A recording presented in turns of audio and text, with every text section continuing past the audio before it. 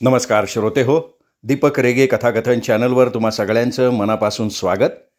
श्रोते हो, तुम्ही ऐकताय सुरेश वैद्य लिखित स्वामिनी ही कादंबरी आणि आज या कादंबरीचा 8वा भाग. सलीलला बँकेत येऊन अर्धा तासही झाला नसेल तेवढ्यात पिऊननी येऊन सांगितलं की तुम्हाला मॅनेजर साहेबांनी बोलवलं आहे. काय काम काय आहे? पिऊननी फक्त खांदे उडवले.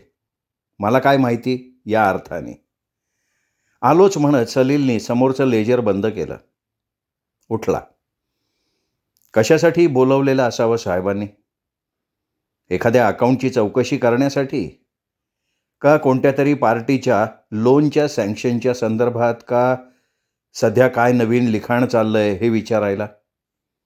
नाही, शेवटचं तर कारण नक्कीच नसणार. म्हणजे तसे साहेब साहित्यातले जाणकार आहेत. आपण लिहितो याचं त्यांना कौतुकही आहे. पण केवळ तेवढं विचारण्यासाठी ते बँकेच्या वेळेत आपल्याला कशाला बोलवतील, आणि अगदी केबिनमध्ये वगैरे? छे, अकाउंटबद्दलच काहीतरी चौकशी करायची असणार. विचार करतच सलीलनी मॅनेजर साहेबांच्या केबिनमध्ये प्रवेश केला आणि क्षणभर तो जाग्यावर थबकला. मॅनेजर साहेबांच्या समोरच्याच खुर्चीत दामोदर साहेब बसलेले होते. मॅनेजर साहेब अगदी आदबीनं, चेहऱ्यावर विशेष नम्रपणा वगैरे आणून त्यांच्याशी बोलत होते. दामोदर साहेब इथे आपल्याला भेटायला?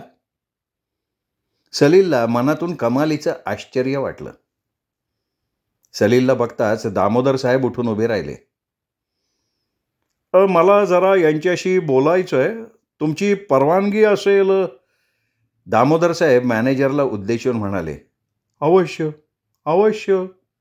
मॅनेजर साहेबांनी लगेच परवानगी देऊन टाकली होती. थँक्स. दामोदर साहेबांनी मॅनेजर साहेबांशी हात मिळवला. मग ते सलीलकडे वळले. मला तुझ्याशी थोडं बोलायचं आहे. सलीलनी तोपर्यंत स्वतःला सावरलेलं होतं. बोला ना, तो शांतपणे म्हणाला. बाहेर गाडी उभी आहे, गाडीत बसून बोलू. ते म्हणाले. सलीलनी मॅनेजर साहेबांकडे बघितलं. अहो जा तुम्ही, तुमचा टेबल तोपर्यंत मी दुसऱ्या कोणाला तरी बघायला सांगतोच, जा तुम्ही, मॅनेजर साहेब म्हणाले. आता यावर सलीलला काही बोलताच आलं नाही. खरं तर तुम्हाला जे काही बोलायचं आहे ते घरी येऊन बोला किंवा बँकेची वेळ संपल्यावर या, असं त्याला भैयासाहेबांना सांगायचं होतं. पण भर बँकेत मॅनेजर साहेबांसमोर तसं काही बोलून भैयासाहेबांचा अपमान करणं त्याला शक्य नव्हतं. मुकाट्याने तो भैयासाहेबांच्या मागोमाग बाहेर पडला. बँकेच्या दारातच भैयासाहेबांची मर्सिडीज उभी होती. पांढऱ्या शुभ्र वेशातला ड्रायव्हर गाडीच्या बाहेर उभा होता. भैयासाहेबांना बघून त्यांनी चटकन पुढे होऊन मागचं दार उघडलं. भैयासाहेब आत शिरले. पलीकडे सरकून सलीलला म्हणाले, ये. त्यांच्या त्या येमध्ये एक जबर होती, हुकूमत होती. क्षणभर सलील घुटमाळला. माझ्या बसण्यानं तुमच्या या किमती गाडीचं किमती सीट खराब तर होणार नाही ना? असं काहीतरी बोलावं असं त्याला वाटलं, पण ते रस्त्यावर होते. उगीच तमाशा नको म्हणून तो ड्रायव्हरनं अजूनही उघडून धरलेल्या दारातून आत शिरला, बसला. ड्रायव्हरनी दार बंद केलं. अहमद, आम्हाला थोडं बोलायचं आहे. भैयासाहेब ड्रायव्हरला म्हणाले. अहमद लगेच गाडीपासनं दूर झाला, काही अंतरावर जाऊन उभा राहिला. सलील, प्रीतीचं आयुष्य उद्ध्वस्त करायचा तू वेडा उचललायस का? कसलीही प्रस्तावना न करता भैयासाहेब म्हणाले. इतका वेळ शांत असणारा त्यांचा चेहरा आता कठोर झाला होता. आवाजाला धार चढली होती. भैयासाहेब, आपण कारमध्ये बसलोत, तरीही हा रस्ता आहे. जे काही बोलायचं ते शांतपणे आणि खालच्या आवाजात बोललं तरी चालण्यासारखं आहे. मला कुणाच्या बापाची भीती नाही, आणि तुला जर तुझ्या इज्जतीची एवढी काळजी होती तर प्रीतीला फसवून तिच्याशी लग्न करतानाच तू या गोष्टीचा विचार करायला हवा होतास. पहिली गोष्ट म्हणजे मी माझ्या नाही तुमच्या इज्जतीची काळजी करतोय. तुमच्यासारखा एवढा मोठा उद्योगपती माझ्यासारख्या एका सामान्य माणसाशी रस्त्यावर अशा प्रकारे बोलतोय, यात तुमच्या प्रतिष्ठेला धक्का बसल्यासारखं होणार आहे. माझ्या इज्जतीची, माझ्या प्रतिष्ठेची तुला एवढी काळजी होती, तर तू प्रीतीशी लग्न का केलंस? हाच प्रश्न तुम्ही प्रीतीलाही विचारू शकता. मी काही जबरदस्तीने तिला पळवून नेऊन तिच्या मनाविरुद्ध तिच्याशी लग्न नाही केलेलं. तिच्याच संमतीनं केलंय. अरे ती मूर्ख मुलगी आहे आणि तिच्या ह्याच मूर्खपणाचा फायदा तुझ्यासारख्या धूर्त माणसानं बरोबर उचलला. तुम्ही कुठल्या फायद्याबद्दल बोलताय? अच्छा अच्छा, म्हणजे तेही आता मीच सांगायला पाहिजे का?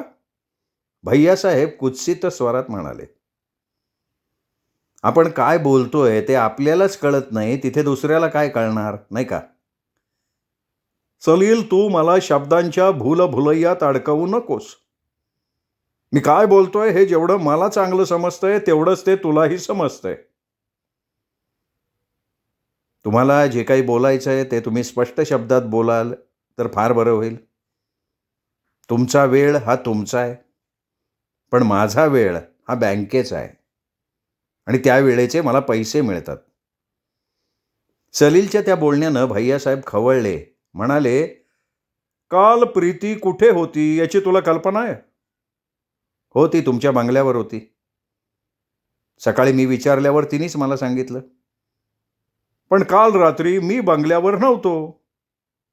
पण त्यामुळे प्रीतीला काय फरक पडणार होता?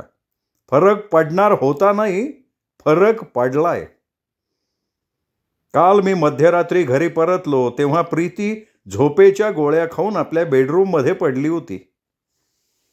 तुझा फोटो, तू लग्नापूर्वी लिहिलेली ती गोड पत्र तिच्या आजूबाजूला पडलेली होती. माझ्या मेडिसिनच्या कपाटातनं तिने झोपेच्या गोळ्या काढून घेतलेल्या होत्या. झोपेच्या गोळ्या घ्यायची आवश्यकता तिला का भासावी? भैयासाहेबांनी आव्हानात्मक स्वरात सलीलकडे पाहिलं. प्रीतीने झोपेच्या गोळ्या घेतल्या होत्या हे ऐकून मनातनं सलील सुद्धा हादरला होता. पण चेहऱ्यावर तसं काही दाखवून भैयासाहेबांना त्याला डिवचायला जास्त वेळ मिळू नये म्हणून तो शांत स्वरात म्हणाला, मला काय माहिती? अरे ह्याच्या मागचं कारण तू आहेस, तू. त्याच्यावर सरळ बोट रोखत भैयासाहेब म्हणाले, असं तुम्हाला प्रीती म्हणाली? अरे तिने कशाला म्हणायला पाहिजे? मी सांगतो ना. सलील, तुला आठवत असेल, प्रीतीने तुझ्यावर प्रेम असल्याचं आणि तुझ्याशीच लग्न करणार असल्याचं जेव्हा मला सांगितलं तेव्हा मी तुला स्पष्ट शब्दात म्हणालो होतो. प्रीतीचं तुझ्यावर प्रेम असल्याची तिची एकमेव भावना आहे आणि त्या भावनेला खत घालण्यात तुझा स्वार्थ आहे. आठवतंय? हो, आठवतंय की, चांगलंच आठवतंय. अहो, तुमच्यासारख्या थोरा मोठ्यांचे शब्द विसरून जाणे इतके सामान्य थोडेच असतात. सलील कडवट स्वरात म्हटला, मग तुला हे सुद्धा आठवत असेल की मी तुला म्हणालो होतो, प्रीती तुझ्यासारख्या सामान्य माणसाशी लग्न करण्यासाठी जन्माला आलेली नाहीये. तिचा एका महिन्याचा खर्चच हजारो रुपयांच्या घरात जातो. 10-15 हजार रुपये हे तिच्या दृष्टीनं 10-15 रुपयांसारखे आहेत.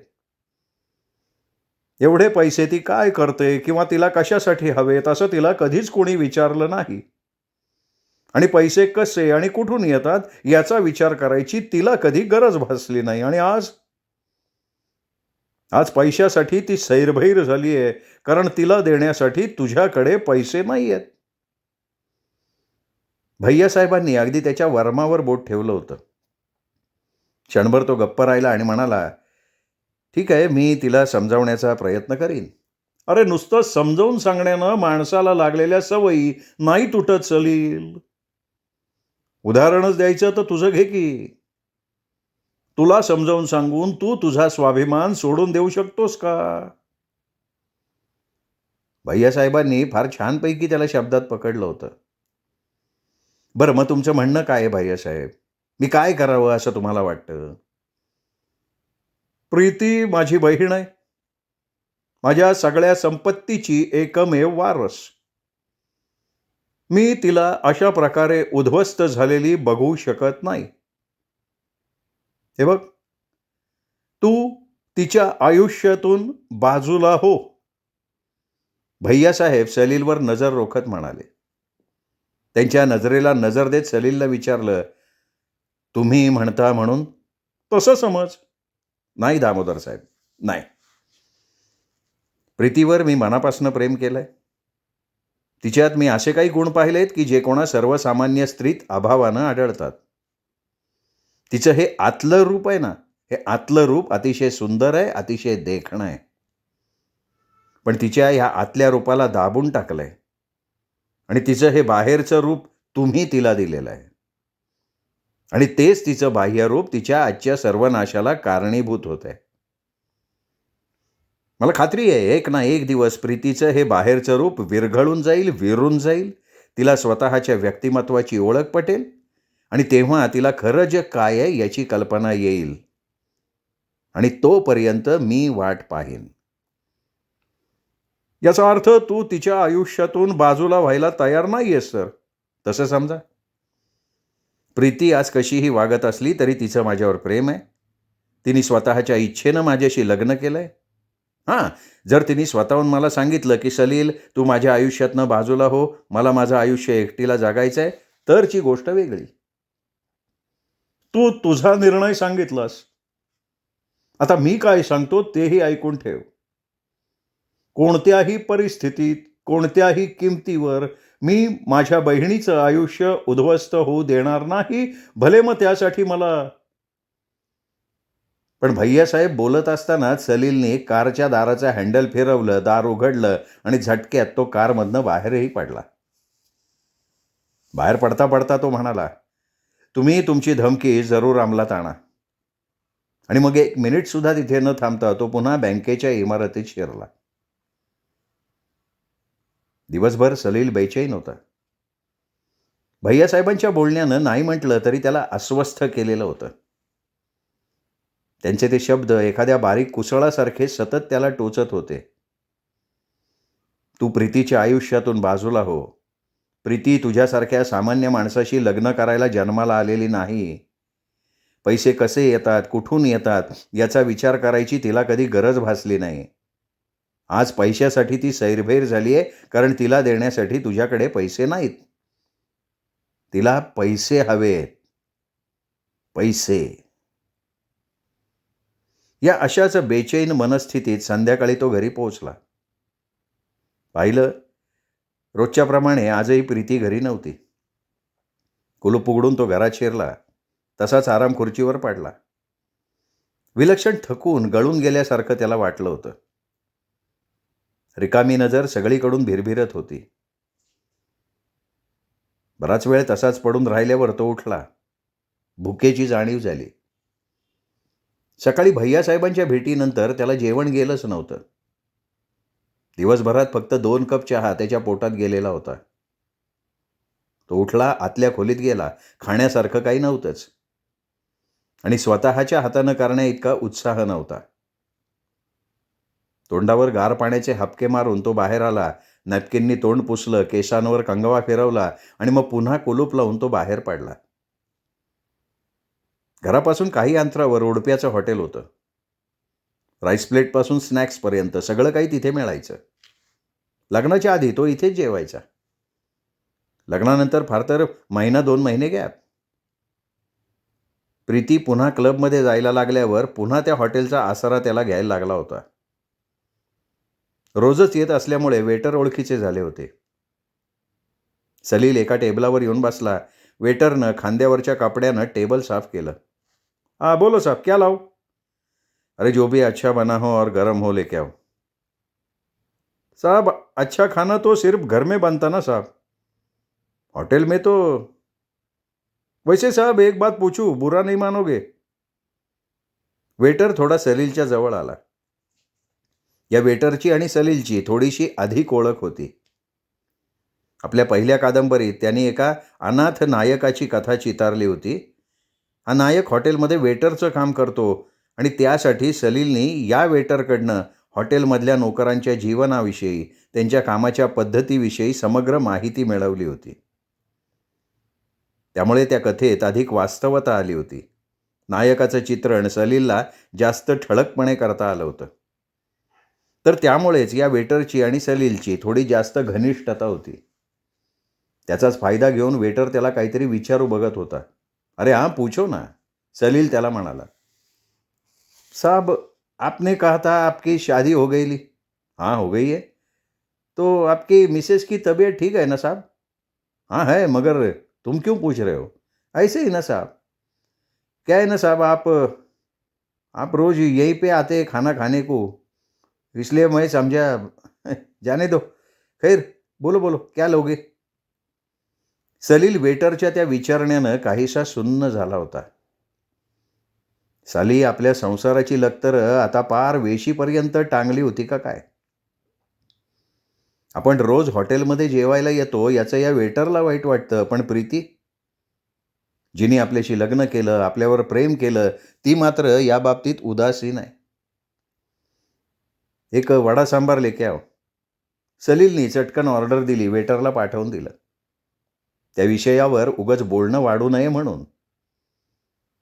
मगाशी जी थोडीफार भूक होती तीही वेटरच्या बोलण्यानं, नकळत वर्मावर ठेवलेल्या त्याच्या त्या वाक्यानं मेलेली होती. खाण्यावरची वासनाच उडाली होती सलीलची. वेटरने आणून ठेवलेला वडा सांबार त्यांनी कसाबसा संपवला, वर एक कप चहा घेतला आणि तो हॉटेलमधनं बाहेर पडला. आधीच भैयासाहेबांच्या सकाळच्या वक्तव्यानं तो अस्वस्थ झाला होता आणि त्यातच आता त्या वेटरचं बोलणं. सलीलनी जेवायला बाहेर जाताना ठरवलं होतं की जेवून येताच लिहायला बसायचं.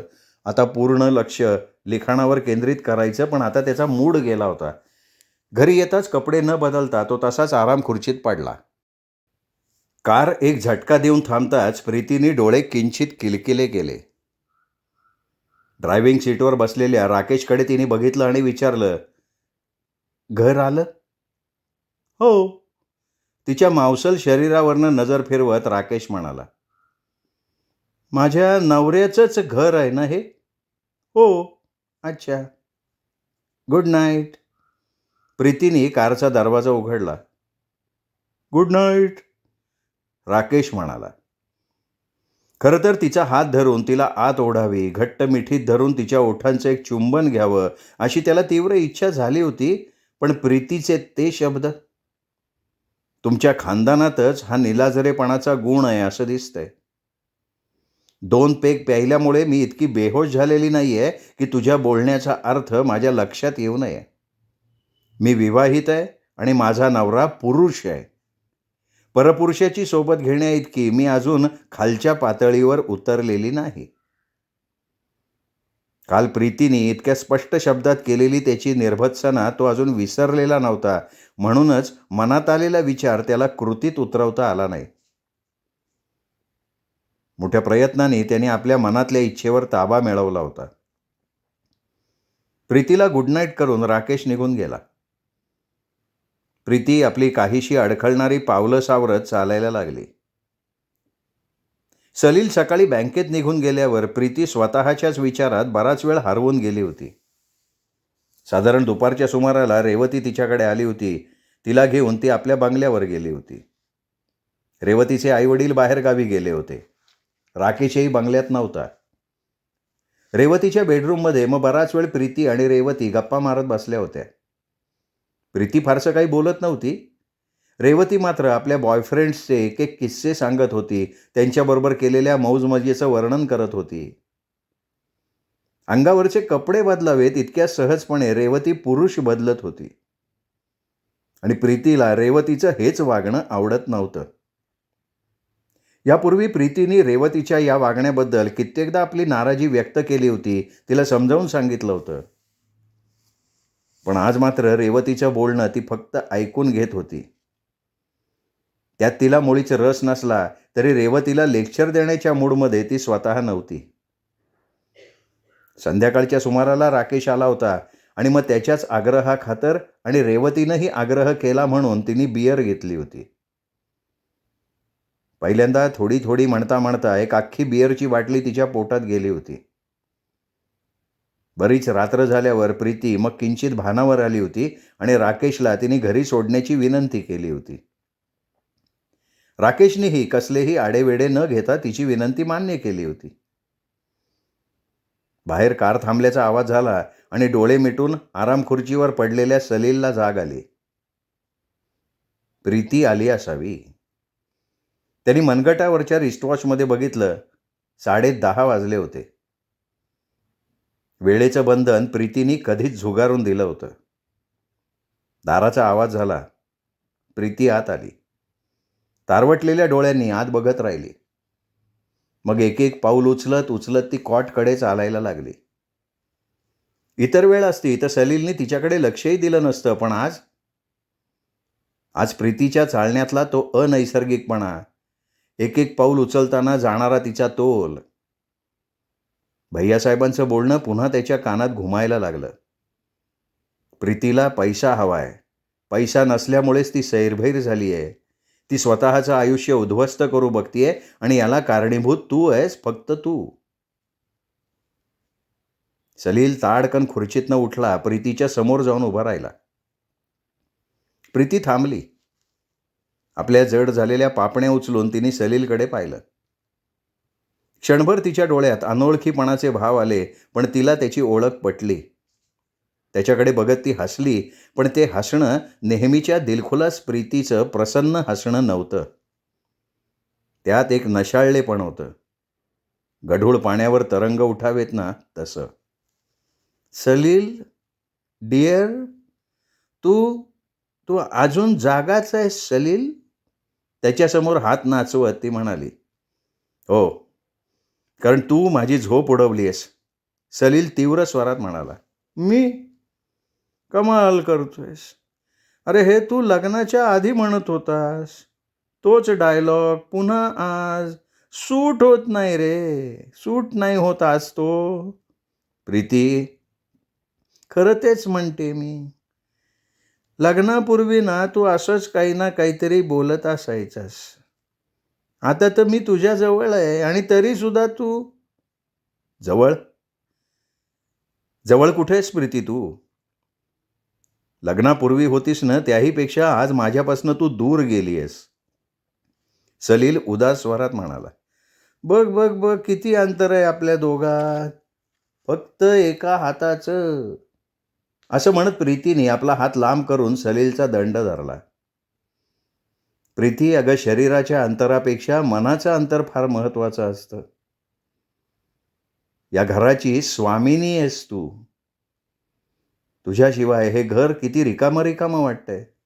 मी आणि या घराची स्वामिनी?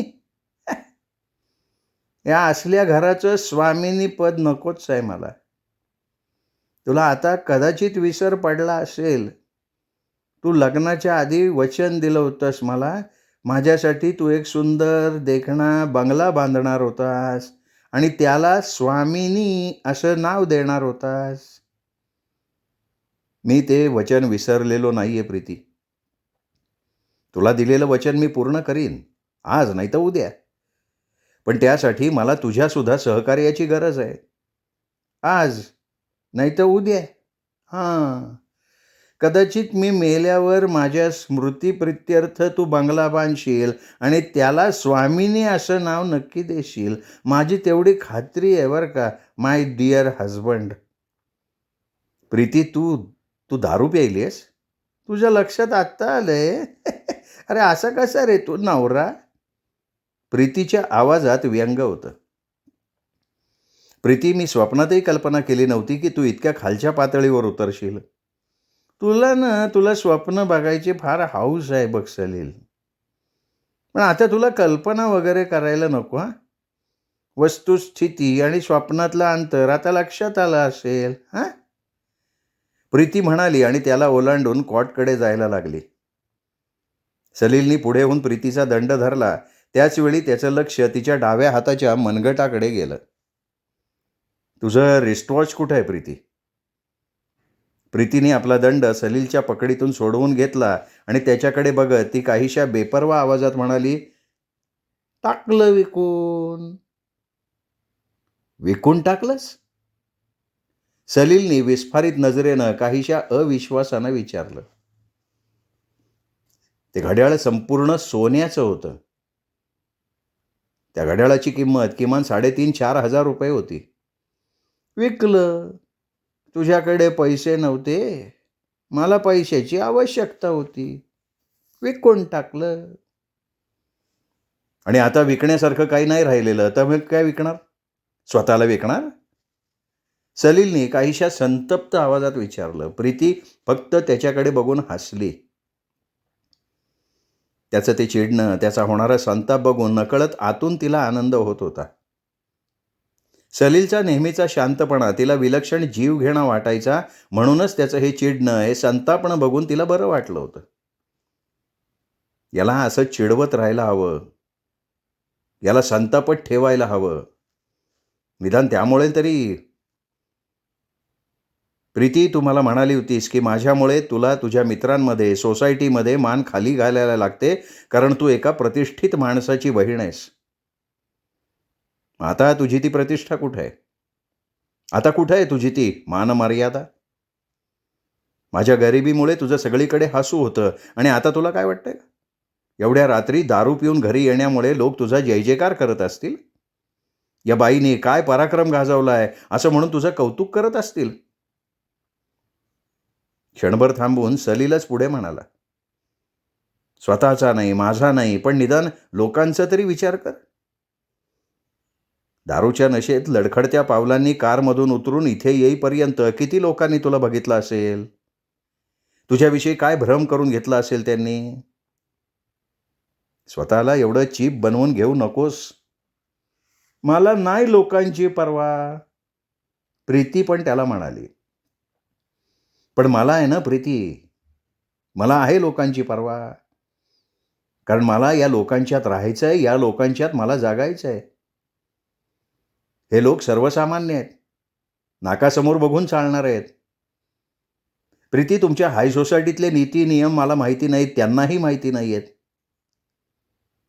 त्यांच्या डोळ्यांसमोर स्त्रीची एक उज्ज्वल आणि विशिष्ट प्रतिमा आहे, आणि आता तू माझी पत्नी असल्यामुळे तुझ्याकडेही ते त्याच नजरेनं बघतात.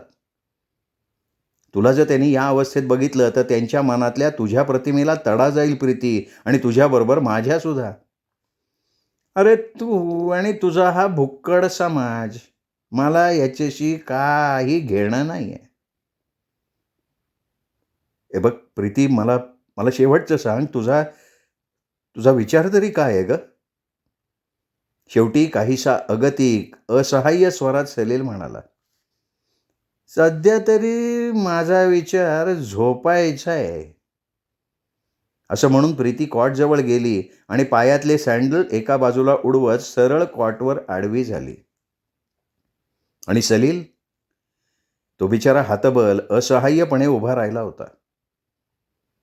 प्रचंड टेन्शनखाली आपल्या मेंदूचा भुगा होणार असं त्याला वाटत होतं. बाहेरचा काळोख चोहोबाजूनं घरात घुसून आपल्या भोवती गोळा होतोय, आणि त्या काळोखाच्या गहन अंधारात आपण बुडत बुडत चाललोत अशी एक विचित्र जाणीव त्याला होत होती. दोन्ही हातांनी डोकं गच्च दाबून धरत तो आराम खुर्चीत कोसळला. प्रीतीला कधीच गाढ झोप लागून गेली होती. प्रीती खऱ्या अर्थानं कधी जागी होईल याचा सलील मनातल्या मनात विचार करत राहिलेला होता. श्रोते हो, तुम्ही ऐकताय सुरेश वैद्य लिखित स्वामिनी ही कादंबरी. आजचा भाग इथेच संपला. या पुढचा भाग ऐकण्यासाठी उद्या भेटूयात दीपक रेगे कथाकथन चॅनलवर. पण श्रोते हो, तुम्ही जर अजूनपर्यंत चॅनल सबस्क्राईब केलेलं नसेल, तुमच्याकडनं चॅनल सबस्क्राईब करणं राहून गेलं असेल, तर आत्ता वरती जो माझा फोटो दिसतोय या फोटोला क्लिक करा आणि चॅनल सबस्क्राईब करा. एवढीच विनंती करतो. थांबतो. भेटूयात उद्या.